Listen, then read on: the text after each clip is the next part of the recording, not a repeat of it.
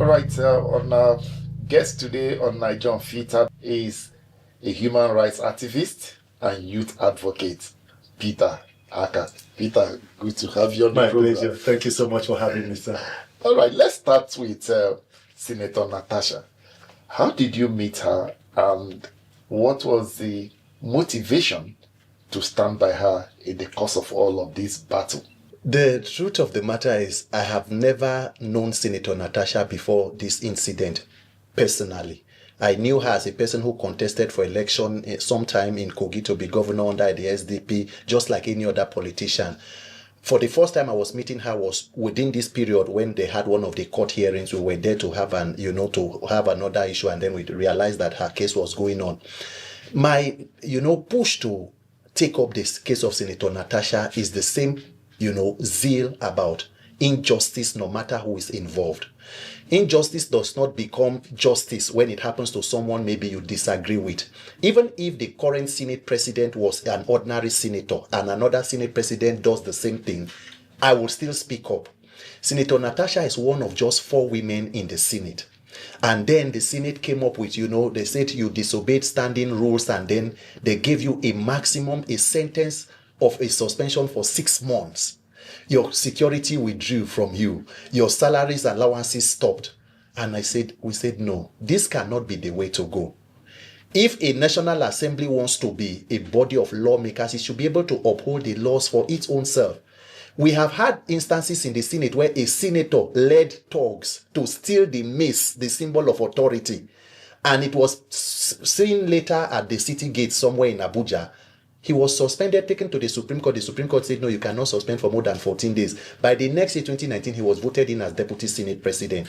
A current serving senator, a former governor, was convicted of money laundering to the tune of billions, sentenced to prison for about 6 months before he went to the Supreme Court. What did the standing orders of the Senate say about it? So it is not able to take care of known criminals amongst them. It is women who insist on standing for their rights. Let due process be followed. And when a court of competent jurisdiction says this is the way to go, the lawmaking body should not be the ones violating the rights or the constitution. You cannot arrogate to yourself the powers of both executive, legislative, and judiciary. We must have the rule of law in a country. And that is why we insist that the people of Kogi should not be shortchanged. Senator Akpabio is not more senator than Senator Natasha. All right, right now, moving forward, are we looking at her being favored the way others have been favored? Because obviously we know that there are going to be challenges. There will be, Is there any plans in the event something goes awry? Do you know what I have come to realize from this case of Senator Natasha? Democracy thrives when citizens participate. And we will continue to have criminality in government, illegality and injustice for as long as the people permit it. Once the people begin to mobilize and insist that the right thing should be done, the power of the people will always be greater than the criminals in power.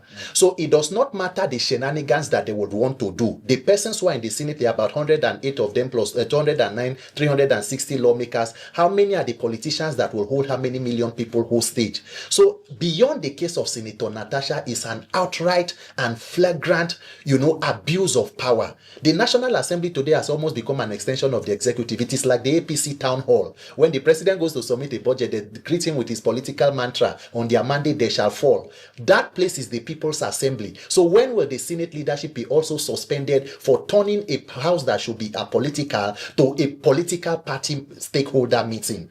So beyond whatever it is that they will be planning for Senator Natasha, because it is even unfortunate that for 6 months, a country grappling with insecurity, bandits are holding press conferences in Katsina, the Senate has been bent or has been neck deep into political battles of perceived enemies. So whatever it is, if the Senate wants to remember itself as a 10th Senate that fought to push forward the welfare of Nigerians, or that wasted its time approving loans without investigation and clamping down on one woman, it is up to them to make that decision. But Nigerians will not allow that injustice to be sustained.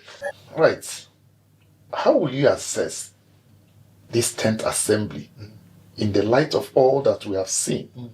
Are they really doing the oversight function? Or they are just serving themselves. I think in Nigeria, one of the greatest tragedies is that there is no worst case scenario, because things are this bad does not mean it cannot become worse. In fact, we thought that the 9th Senate under Senator Ahmed Lawan was bad until we saw the 10th Senate. This current Senate is probably the most unproductive and probably useless to the Nigerian people. A Senate that has become an extension of the executive, where legislative leaders wait to get instruction from the presidency. What exactly has the Senate in its 2 years going to 3 years of the 10th Senate done meaningfully well to impact the lives of Nigerians? The economy. It is just approving of loans and loans without investigation for the presidency. And then you see National Assembly members, instead of taking the pains of carrying out oversight, they are more interested in political controversies and all sorts. So for me, I think that it is high time for Nigerians to drain the swamp, to ensure that whatever that it is, because we are spending a lot of money. The budget for the National Assembly is above 350 billion. So when you spend so much money on non-essentials, on something that is not productive to the people, we are the collateral for that level of mismanagement and recklessness. So I think it is shameful what the legislative arm of government has become, because that is the arm of government empowered to carry out oversight. And if it can become that, where is democracy headed? Where is the country headed? Nigerians must think about how to recalibrate ahead of 2027, because we have a lot of trouble in our hands if this is what we have as a legislative arm. All right, you've been in the forefront of electoral reforms. I can even see it on your T-shirt. Fix INEC. Fix INEC now. How do you think we can fix INEC now? It has to be an electoral revolution. Mr. Victor, it is simple. Nigeria, we have been living in self-deceit. We have been living a lie. We claim to be a democracy. This year we celebrated 26 years of uninterrupted democracy in our fourth republic, and we have just done 65 years of independence. The hallmark of every democracy are free, fair, credible, and peaceful elections. That is the foundation, because it is a social contract where the citizens choose their leaders, and when they are dissatisfied with their performance, they can vote them out. If you fail to fix elections, there is no point of accountability. So we go through a vicious circle where people just continue to lament about bad leadership. They rig themselves back into power. They complete their 8 years. They rig another person who will become even worse. So if truly we want to be a democracy, it must be through free, fair, credible, and peaceful elections. Because elections do not only bring government, they give legitimacy to governance. That is why it became very important that, look, INEC and the electoral process and the judiciary have become the weapon fashion against Nigeria. We must put a spotlight on it. Since 1999, the current president is the only president who has not come out to talk about electoral reforms and free and fair election, even though he prides himself as being one of the persons who fought for the June 12 MKO Abiola mandate, which was all about free and fair elections. 32 years later, Nigeria cannot boast of conducting credible elections. Even the late President Yaradua admitted that the elections that brought himself and the then Vice President Jonathan, he said they were flawed. We needed to improve on them. Unfortunately, he passed. But President Jonathan took it a step further to sign the 2011 Electoral Act, conducted the elections that were seemingly free and fair that brought President Buhari. Then the destruction of INEC and the judicial system began. And that is where we are today. And if we fail to fix it, and they consolidate on what happened, the criminality we call elections of 2023, then we are done for as a country, because there is a template. The current ruling party has a pedigree. We have Lagos State to look at for the last 26 years. Nigerians must fix that system of accountability. Whoever that Nigerians chose, let it come as the mandate of the people. You cannot come through the window and claim to be sanitizing the house. No. The process of getting into power is more important than what you do with the power. That is why we are on this. A lot of people have said that Nigerians have lost interest in INEC. Yes. INEC itself is also saying that Nigerians have not lost confidence in them. That is about the individuals, it's not about INEC. How do you react to that? I think it is unfortunate, because the leadership of INEC should bury their heads in shame. The professor of INEC, the INEC chairman currently, his tenure will soon be finishing. In a normal society where there is a rule of law, the INEC chairman should be on a subject of investigation. And I say it with unequivocally. If you collect 300 and something billion to carry out one particular project, you said electronic technology will be the game changer. You needed about 150 billion and all of the position papers you did. Sir, on the day of delivering, you said the Senate result could pass through the server, but the presidential could not, because there was a glitch. Sir, do we know what caused the glitch? Has INEC told us why we should not have further glitches moving forward? The politicians, have they come out to say, in the minimum, let us know why taxpayer money should be wasted in such a misadventure, and on the day of delivery it fails? Until date, there is no conversation about electronic tech. In fact, the 2023 election has not even been reviewed by this current INEC chairman who is about to go. And when you say the people do not trust the process, INEC data for 2023, total number of registered voters was about 93 million. Collected PVCs were about 87 million according to INEC. The total number of persons who voted in that election were less than 28 million people. Sir, why do more than 50 million people take the pain of registering, collecting PVC and are not interested? It's simple. Nigerians do not trust those processes or those activities we call elections. In the words of one of the African Union observation team that came in 2023, they say what we came to do was not election monitoring, it was a crime watch. Imagine leadership that comes from a process of criminality. How does the country move forward? And INEC is telling people that it's not about. So for us now, it is to plug the loopholes. If the judiciary had done what they needed to do, we will not be where we are. But unfortunately, the judiciary have decided to be a willing tool in the hands of the politicians. So we need to plug every loophole and ensure that there is less human interference no matter who is running the agency, and then mobilize to protect your vote. But I personally believe that what will change elections in Nigeria is an electoral revolution. How do you respond to the fact that most of the people being appointed either as national commissioners, as CACARI members, or political those parties, who have been appointed resident electoral commissioners are CACARI members? So how do you expect this change to happen? I mean, it has to become a national conversation. The issues of election in Nigeria must be raised to the level of a national crisis, because failure to do so will just allow us to be at the mercies of the politicians in government and persons who they install there. The act is clear. The guidelines for INEC are clear about how to appoint persons. But of course, it's solely the prerogative of the president. Persons are saying that, oh, you may need to now amend the law so that it is not just the sole responsibility of the president, who will also be a participant or a contestant, picking the umpire. But then again, to what extent can we really control the interference of people? Even those who may not be card-carrying members, by the time they get in there, how do you control their own activities? That was why it became important that, can technology insulate the process from human interference? And even when you raise all of these issues and say this person should not be a national commissioner, the person is a card-carrying member, what judiciary are you going to take the case to, sir? So Nigerians must wake up, because even now, the electoral reform, there is no political will from this 10th assembly to... If you pass electoral reform and do free and fair election, you are almost saying that 90% of the current politicians should retire and go out of office. So it will take a critical mass of Nigerians to wake up and insist that the right thing should be done, or else we continue in these irregularities. If you are to ask to point one or two steps you think should be taken to achieve these electoral reforms, what will it be? Occupy National Assembly. Nigerians must mobilize civil society, everybody who means well for Nigeria. As the Senate resumes and begins considerations, they will begin a public hearing and all of those calisthenics about trying to do this, because of course politicians will be politicians. If they give you reform A, they open a loophole by B, because you know you cannot have it all together. So everybody must, in Nigeria they will say men must mount. Nigerians must put maximum civic pressure to implement or express your right to peaceful assembly. Put the pressure you need, and then begin to look at the critical part of what part of the Constitution or the Electoral Act and the INEC guidelines, whatever that needs to be amended should be amended. And then, of course, there is the part of almost every case, every political contest in Nigeria ends up in the judiciary. Should the courts be choosing leaders for the people in a democracy?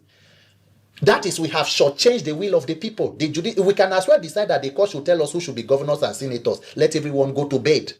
We have to fix this broken system, and it will take Nigerians waking up and realizing that our lives depend on the quality of elections and leaders we produce. You talked about the judiciary. How would you assess the judiciary? Looking at 2023 elections going forward, how would you assess them? In all honesty, I have said it severally that I do not believe Nigeria has a judiciary.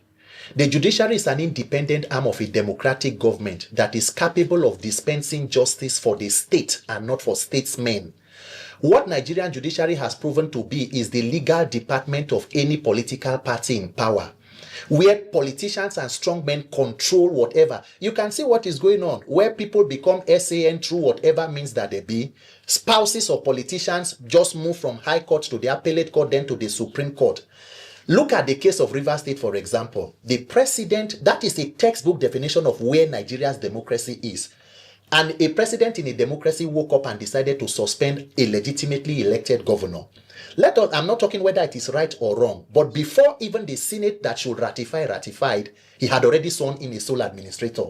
The National Assembly that should ratify with 2/3 majority decided to use a voice vote.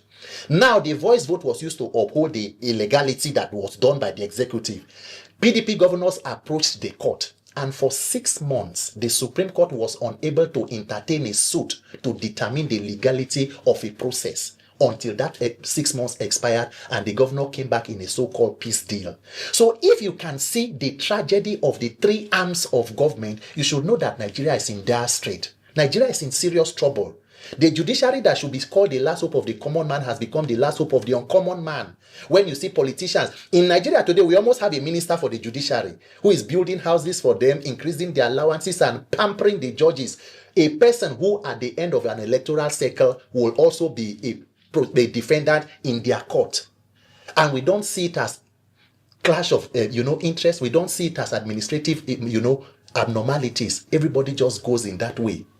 So what is the hope of the Nigerian if we have that kind of judiciary? We are in serious trouble and we must fix it. The president's speech, Independence Anniversary speech, the president said that the economy is on the path of recovery. Super story. And then that we are making progress. What's your take? That one is Tales by Moonlight. I think our pockets and Nigerians will be the ones to tell the stories. I think it is very shameful and it is disappointing that 65 years after independence, 15 years ago in 2010, when we did 50 years of independence, Professor Wole Soyinka is quoted on a magazine to say there is nothing to celebrate. In 2015, if you want to know exactly where President Tinubu and the current government, the mischief we have in leadership about the economy, the major campaign and one of the policy statements of President Tinubu was on May 29, 2023. Subsidy regime is gone. They pride themselves in removing the corrupt subsidy from fuel subsidy. And I asked the question, Mr. President, if you want to be honest with yourself, it is true that there was corruption in subsidy. But the question is, between May 29th and today, October 2025, President Bola Ahmed Tinubu, how much have you saved exactly from fuel subsidy removal? Because subsidy in itself was not a problem. It is the criminality in subsidy. Subsidy is paid in different forms in different countries. What we call social securities are all subsidy. In fact, if you take out subsidy and you begin to increase money to governors without holding them accountable, you have only decentralized corruption. What you are telling us is that you have removed subsidy for the poor and are subsidizing the rich. So what is happening in Nigeria today is that we, the poor and average Nigerians, we are the subsidy for the wealthy, and you live in luxury. The president can come out and say he has turned the corner economically because, of course, his economy has improved. He bought a new presidential jet. He bought a presidential yacht. They budgeted money for SUVs for the office of the first lady. They are installing solar panel in the presidency for billions. They renovated the vice president's house for about 20-something billion. They released money to the Senate to buy bulletproof vehicles for more than 160 billion. So their own economy has improved. The question is the man on the street. How do we have stable power to even power your own small and medium scale enterprise? What is the security up to us?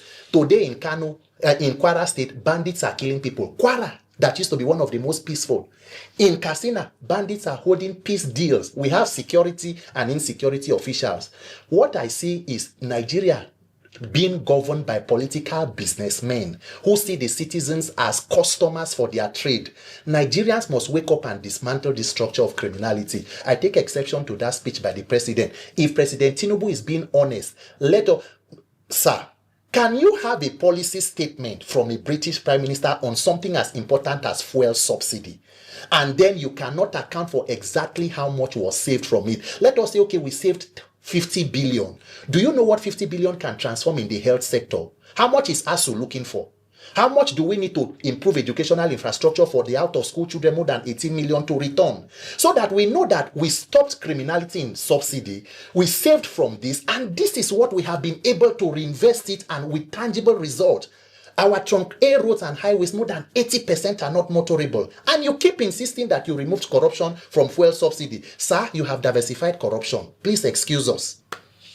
And then the issue of insecurity. He also said that we are winning the war against insecurity. The president is winning, but I don't know in what ring or in what, platoon he's winning the war. After the statement of the president, do you know that yesterday there was an attack in Niger State with more than 30 persons kidnapped and a number of persons killed? The question about insecurity that politicians have not come out to say is, who exactly are beneficiaries of insecurity in Nigeria? Has insecurity become a multilateral or multinational economic investment where the more money you pour into it, the more it explodes?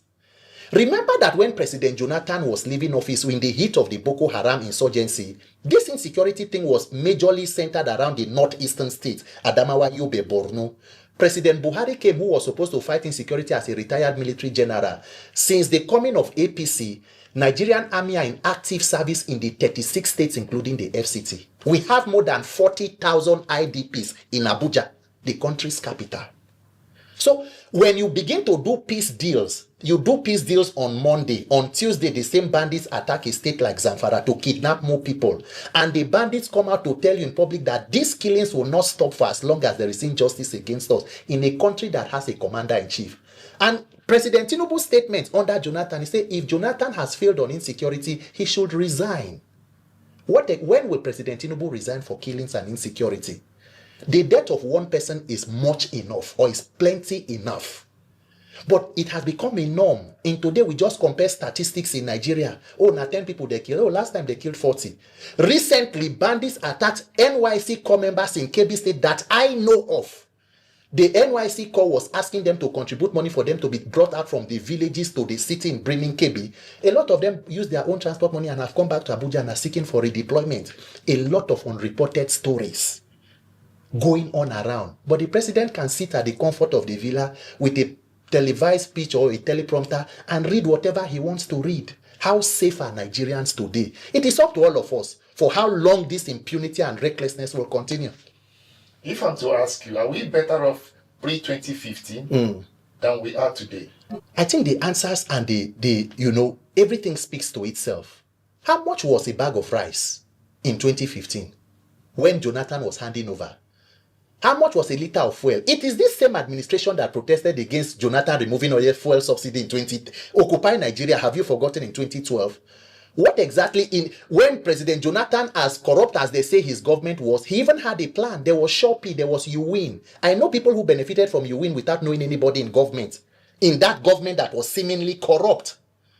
So what exactly are the incentives available to people today? 10 years after the Jonathan presidency and counting, we have become the world's headquarters for extreme and multi-dimensional poverty. We are probably the third most terrorized nation in the world. So what are the economic indices? You are bringing taxes. Do you tax a people into prosperity? What is the prosperity and employment or productivity you have built before you want to take tax from them? All the taxes you have been collecting in Lagos State, 25 years later, how has the infrastructure of the state improved commensurate or vis-a-vis its IGR? We just take money for people to embezzle and to steal. Today in Nigeria, what can the minimum wage afford? How much, if even you employ a person and you pay the person 150,000 or 200,000, how much is a self-contained in Abuja? So Nigerians, the question is left for all of us to answer. How better off is our life? And then, of course, some regional leaders said they were going to expose those politicians behind insecurity in Nigeria and, of course, within the sub-region. Yes. What's your take on that? Sir, can you count how many times under the Buhari presidency, the presidency came out to tell Nigerians that they will expose the sponsors of terrorism in Nigeria? What happened? Why did no one hear of it again? Do you remember that there was an incident, an event in Taraba State where the former Minister for Defense in Nigeria, retired General T.Y. Danjuma, stood on the stage and said, the military, they collude. They collude. You know, if an ordinary citizen makes that statement, the person will be called into questioning. Till today, was there any investigation into the statements made by the former Nigeria's Minister for Defense? It then means there is more that is not being said than is being said. So whatever it is that regional governments are going to do, because the insecurity as it is today, it affects almost everybody in the sub-region. The borders are so porous, they say people, you can cross from Niger to this and cross from this. And if we continue with that level of, irregularity and all of that, it will never end because there is no sincerity of purpose. So I do not even see the political will. If you have a situation where in 2018, or was it in 2019, remember when police officers from the IGP-IRT went to Taraba to arrest a kidnapped suspect. On their way, they were attacked by men of the Nigerian military who opened fire, killing about 3 officers and a civilian. And guess what? The kidnapper was able to escape. So if you have a situation where it has become so cold, you don't even know. The National Security Advisor of President Tinubu, Alhaji Nuhu Ribadu, he admitted in Plateau when he visited, he said most of the arms criminals are using to kill people in Plateau are arms that were stolen from government armory. Criminals are taking weapons from government and killing citizens, and we do not know how it happens. They say that law enforcement should stop selling arms to criminals. So there is a fingering of certain law enforcement officials, even in the insecurity. It has become an enterprise economically. You must untangle and unravel it. This current political class will not go anywhere. We will just continue to do this play and hide and seek game. If they do in Plateau today, we go there, we send thoughts and prayers. The whole of Nigeria today needs thoughts and prayers. Right, sometime, I think, if I can still remember, you were quoted as saying you vow that you were sure Akpabio is not re-elected in 2027. How do you intend to achieve this, and why do you feel paid by Akpabio's presidency of the Senate? To be very clear, it was not a statement directed at just Senator Godswill Akpabio. I do not know him personally. I'm not from Akwa Ibom State. I'm not from his senatorial district, so I can't vote for him. It was a broad statement indicting his leadership. He has been a former governor, a former minister for Niger Delta Affairs, a former Senate minority leader. Today, he's Senate president. He has proven that he cannot use public office power for the good of the people. And if we fix an electoral process, I stated clearly that politicians like him would not be there.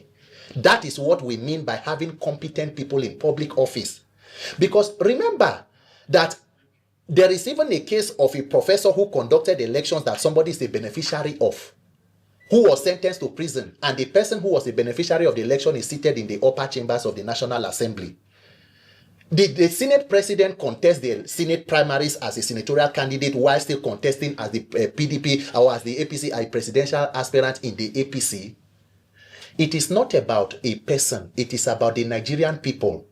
The people of Akwa Ibom, the people of Nigeria, everybody deserves good leadership. And if you are handed over the National Assembly and you can weaponize it against the Nigerian people, I think that you do not deserve public office. Nigeria will not have a situation where the worst rule over the rest instead of allowing the best to lead the rest. We have great minds, ingenious people, people of great character and competence. Once a system is fixed, where people of such character can contest, we will not have charlatans in public office. But as long as you have characters who are mischievous, who do not have the national interest at heart, we will be the collateral. We are the victims. The Nigerian youth today, what is the future of a Nigerian youth? Everybody wants to japa, to do menial jobs in countries, jobs that you will not even do at home. Do you know how many Nigerians are dying in the Mediterranean Sea? People stuck in prisons in Libya and Mali, using every kind of precarious means to escape a country with so much resources due to the mismanagement of this crop of politicians. We must take a deep look and introspect and know that what exactly do we want as a people? Looking at Nigeria and our leaders, who do you blame? Nigeria's the citizenry docility, yes, or the ineptitude of the leadership? It's a combination of the two. I believe that the recklessness and impunity of the leaders are only permitted and will only fester for as long as the citizens condone it. And that is why I have continued to remain of the opinion that as Nigerians, we must move from the level of being just intelligent, talented, creative, and all of those, platitudes. They are all good. But we must now become a courageous people who are ready to stand up and fight for our rights and entrench what is called good leadership. Because the question we must ask ourselves is, sir, how many are the persons in government holding the entire country hostage? Let us calculate the entire political class. Give them, let's say, 40,000 people. As against how many million Nigerians? Because everybody, as fella go talk, I know one die, I know one quench, papa dey for house, mama dey for... We always get reason to fear. We are afraid of what should be afraid of us. Until the power of the people or the people in power become afraid of the power of the people, the country cannot move forward. Nigerians have decided to permit criminality in governance, and that is why what we receive is abundance of criminality. So Nigeria today is like an organized criminal enterprise. Every office and facet of government is there to support corruption at every level. We can't continue like that. Go to prisons. Look at people who are languishing in prisons for some offenses they may know nothing about, or trivial offenses. When a governor will be confirmed by the EFCC to have embezzled money and paid school fee for children in advance, is moving freely. It's even in the ruling party. And that is the country where you are calling a country. Nigerians must wake up and ask ourselves the question, for how long are we ready to tolerate this? And what exactly needs to happen to motivate everybody to wake up and say, enough. Enough. I don't believe that it is impossible. It is up to Nigerians to wake up and realize that the power is with the people. You have the number and the strength. Wake up and take back your country and rescue it. One person will wake up and drive a Rolls Royce. When they ask you, you say that because your father was a GM of a company when he was... Looking at Nigeria vis-a-vis international relations, what is the state of international relations with Nigeria currently? Do you know that it is unfortunate that Nigeria as a country is begging to have a place in the Committee of Nations on the global stage? Nigeria has the capacity to be a world power.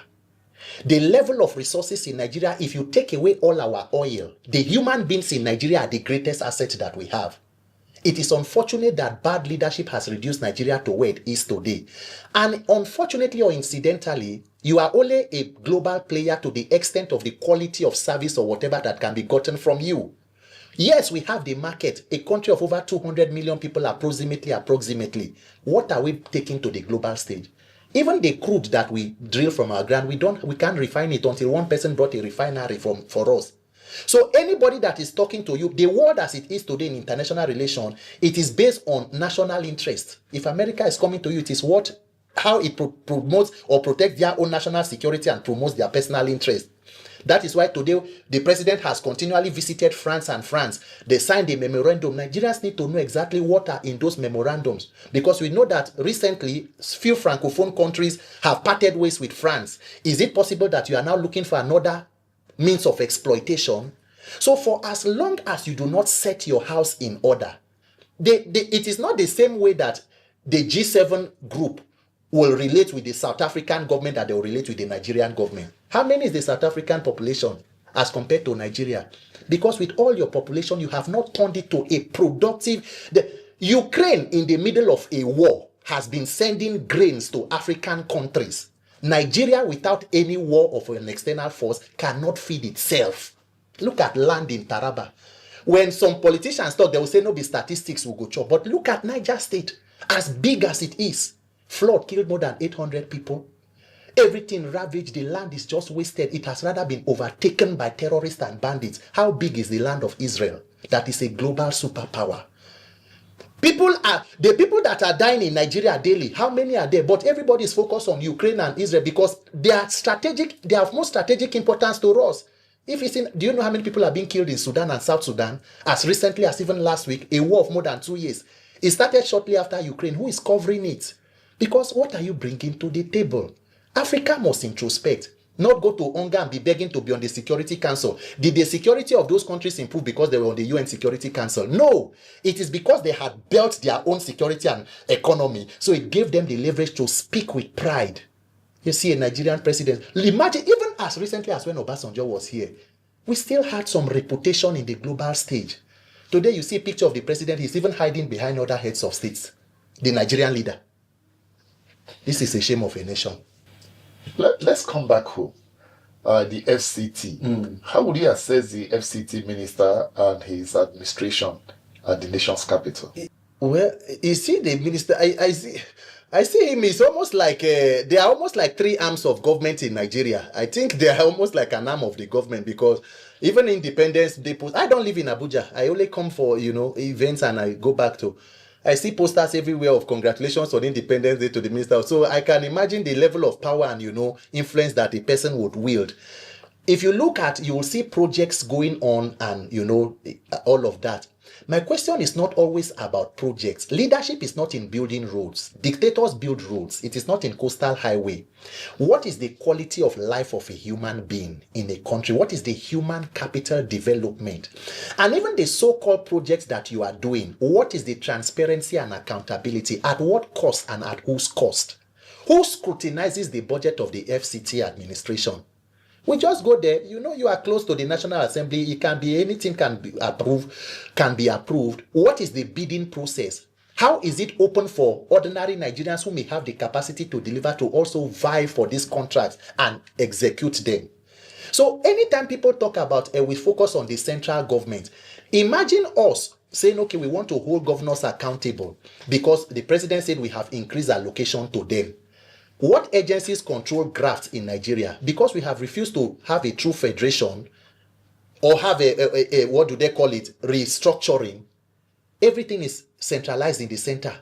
It is the EFCC. How many high-profile Nigerians have the EFCC prosecuted to reasonable conclusion? It is Yahoo boys. You go sting operation, you jump inside hotel, break in the middle of the night. A governor, you admitted that he's carried money so that he pays school fee of children in advance. Where is he? The day they went to go and arrest that governor in his house in Abuja here, securities attached to the governor shot in the air, forcing EFCC officials to withdraw.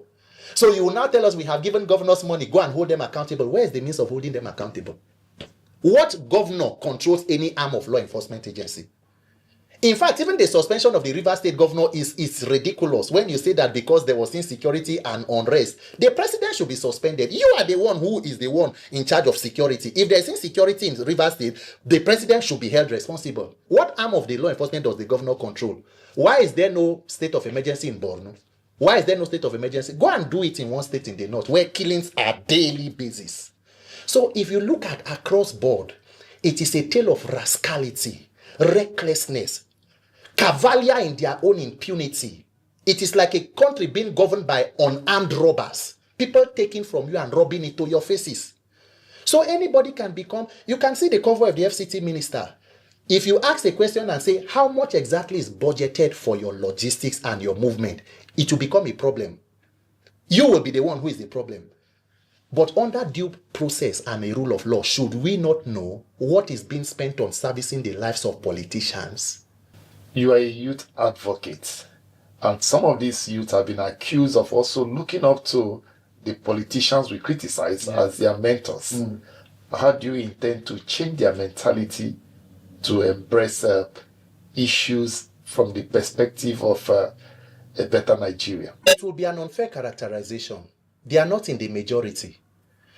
What exactly has the generation ahead of us bequeathed to us? What did we meet on ground?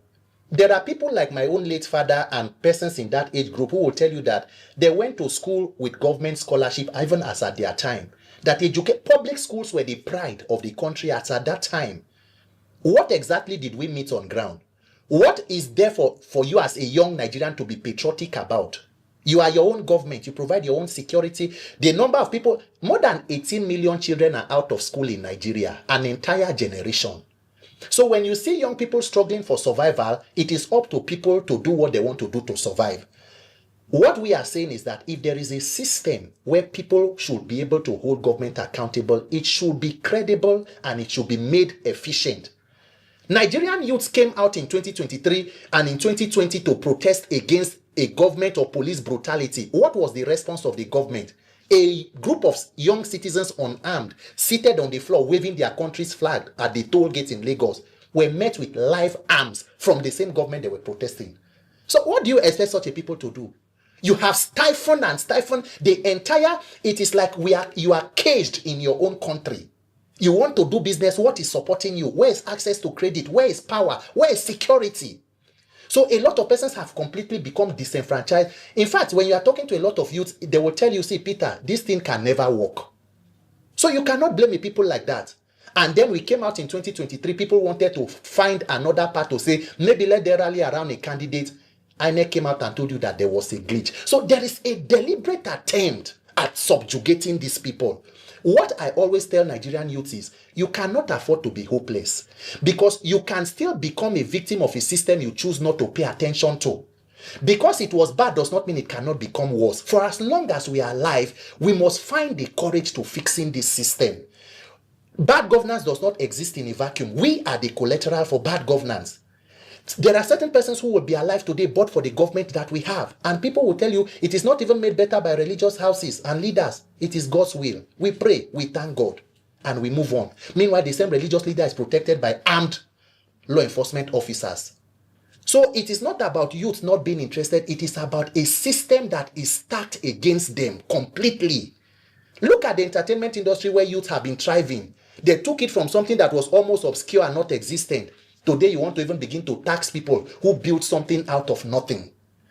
So across board, it is like you are moving against firewalls. But I beg Nigerian youths and Nigerians, you cannot afford to be quiet and begin to give up. Because that is what they want. So that we become a totally captured people. The more frustrated and disappointed you are, the better for politicians. They have a field day. Nobody's talking to them. Before you know, their children who are flying around become the leaders over you again. We must wake up and fix it. We can do it. In the light of all you've seen and all you've said, do you think that President Tinubu can be beaten in 2027?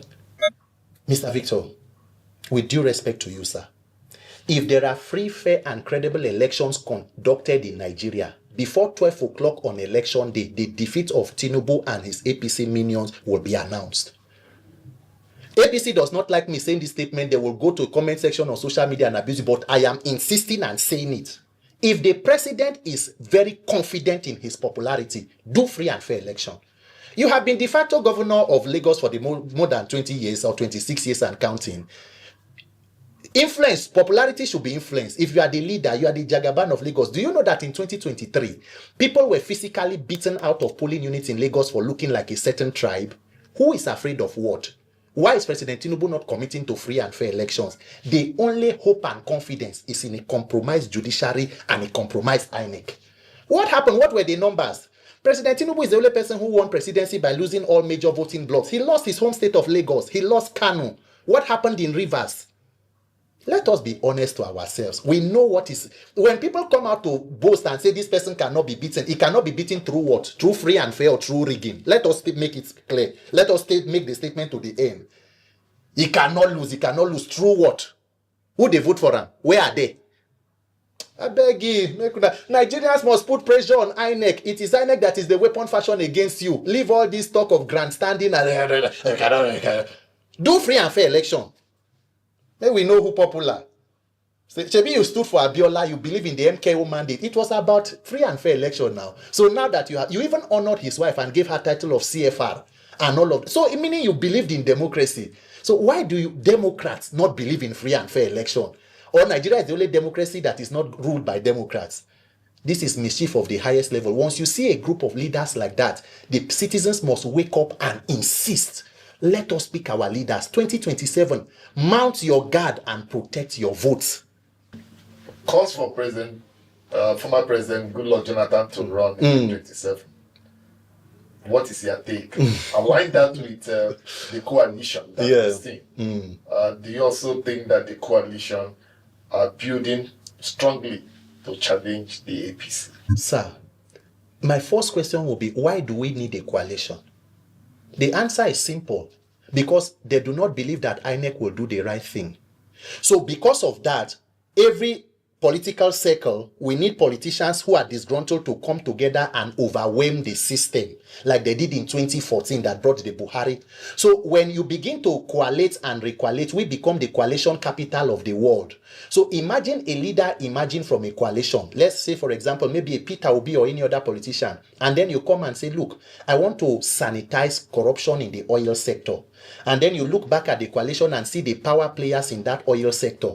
When you go against them and they are disgruntled, what happens? They pull the rug off your feet and they recoalesce. There will be no substitute for people, the citizens, giving a direct mandate to their leader, where the leader becomes beholden to the people and not to a bunch of political actors who only took power for the sake of power.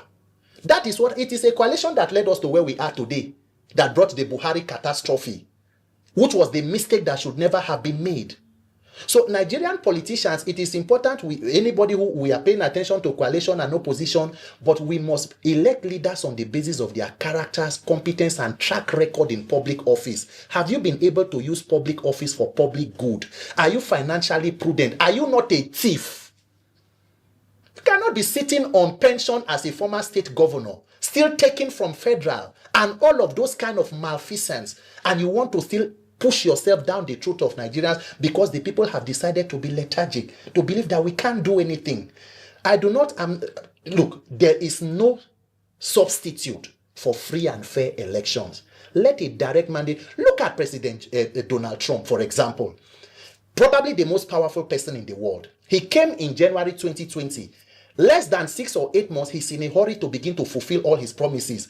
Immigration, cracking down, ending the war in Gaza, Ukraine. You know why?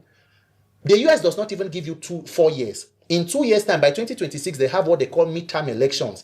Either the House or the Senate can flip to another party. It makes things difficult for him in the White House. So the man is trying to implement it so that he has something to campaign. That is where leaders know that power will come from the people. In Nigeria, there is no way you will know that a people need to vote for you. You will go on a vacation when more than 100 people in your country were killed and you are on a vacation in Europe. It is because you know that there is an INEC you can rig. There is no explanation to it. You cannot treat people with disdain as though you are an emperor or a monarch, like you are doing us a favor, and you begin to boast in it and grandstand. Let politicians in opposition do what they need to do. Even the coalition, if they know the right thing to do, they know what to do. They know candidates who have national spread, who have the goodwill of the people, who have the character, and above all, who also reflect the will of the young persons in this country who are yearning for a change. They should not allow that opportunity to be bungled. So who are you supporting? All of these that you have analyzed? An Atiku, a Jonathan, or who? Should I be honest with you? My loyalty is to Nigeria. I am voting for a better Nigeria. In that better Nigeria, I will look at the crop of politicians. Who is the person who has a track record of using public office for public good? Who is a person who is going to ensure that the young people of the country are empowered in such a way that their potentials are unleashed? Who is a person that has a track record of keeping to their words and their word being their bond? And above all, maybe a person who can move this country from consumption to production. So we should understand these qualities and the capacities that these persons bring. Nobody is a saint, but are you a thief? If you are a thief, we cannot vote for you. I am loyal to Nigeria and principles, not to a person. And anybody, you can also run for president. Who knows? 2027, anybody can run and then other people will come out. But we continue to watch the arena. The civic space is being shrunk by the day. Journalists are being harassed. Yeah. Showore is facing invitation Multiple to court cases. Come tomorrow. How do we address these issues and how did we get here? Showore, invitation, Court here and there. What's your take? Every democracy has a free press.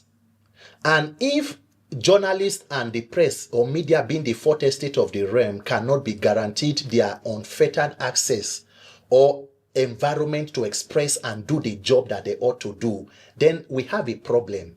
Because the people are as informed as the information that they get and whatever, how this group of persons are able to hold government accountable. Once everybody keeps quiet and begin to cow, then we have become an authoritarian state. So what I would want to tell Nigerians is that every Nigerian, people become soft target when there are only few people speaking. When Nigerians, the millions of us who are on social media, everybody in Nigeria should be an activist at this point. If the problems in Nigeria have not activated you, is it until you are killed or somebody you know is killed?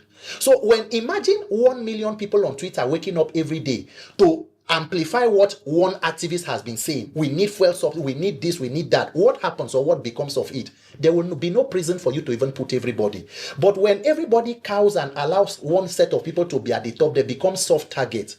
So we must continue. While conventional media is being attacked, people must wake up and speak for them, and those people should not be lone voices. All Nigerians must know that these things affect you. One bad thing attribute about us is trying to make issues about certain persons and how it does not concern us until you become a direct victim. What will happen with Senator Natasha will be a litmus test for what will happen to someone else. What will happen with Showere will be a litmus test. So it always seems far until it comes very close. Do not wait for that point. Injustice to one person means nobody's right somewhere is protected.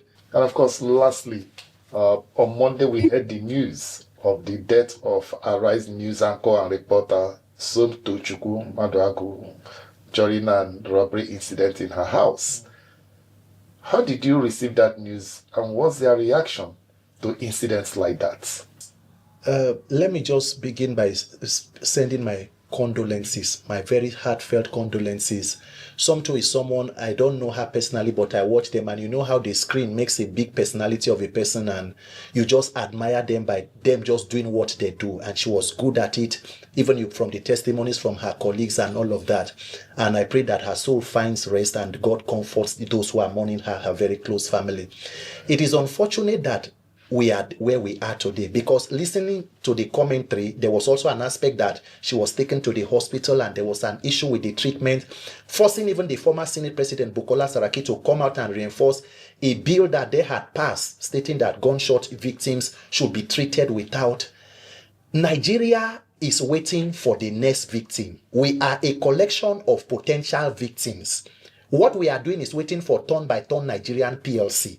My prayer is that all that is going on mobilizes Nigerians enough to wake up and say, if you do not fix government and these institutions to work efficiently, anybody can become the next victim. Remember when there was a case of an attack on the Abuja-Kaduna train some years ago? There was a doctor there. She had already finalized her arrangement to travel out of the country. She was shot. She posted online. Some persons were even making a mockery of her. Incidentally, she died, I think, Dr. Chinelo. That is what Nigeria is. When people talk about these things, it's not because you hate the country. It is because we want systems to work. Is it possible that even after the gunshot, she could still have survived if there was immediate care? In some instances, there may not be ambulance. There may be ambulance. There is no fuel. You may get there. Even if they want to treat, there is no oxygen. It is a whole lot of dysfunctionality. And it is unfortunate. But I hope that all of these tragedies inspire Nigerians to know that we need to put value on our lives. This is not a 29-year-old promising with a career as bright as anything as the stars, but cut short, not made better by the dysfunctionality in government. We have to fix this thing. It is not working. All of us must wake up and dismantle this structure of criminality. It's been a pleasure talking to you, Peter Aka. Thank you very much, sir.